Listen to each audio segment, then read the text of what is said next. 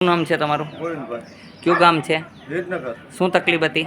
ખભાની તકલીફ. હા, હાથ ઊંચા નહોતા થતા. હાથ ઊંચો નહોતો થતો. હવે થાય છે કે નહીં? હા, થાય છે. આ જોઈ શકો છો તમે.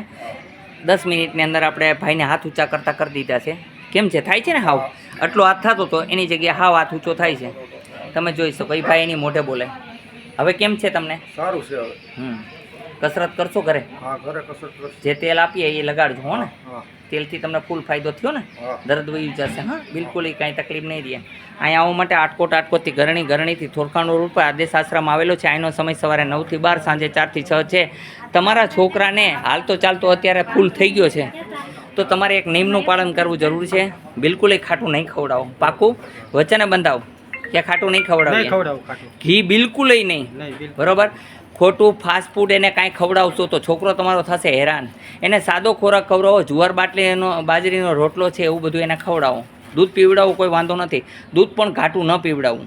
દૂધ એને ગરમ કરી અને તર ઉતારેલું દૂધ પીવડાવવું હો ને તો સાવ એકદમ રિલેક્સ રહેશે.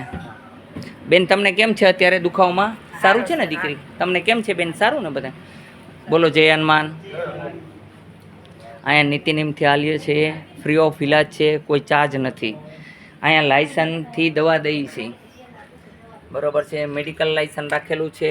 મારું લાયસન્સ હું તમને દઈશ. જય હનુમાન.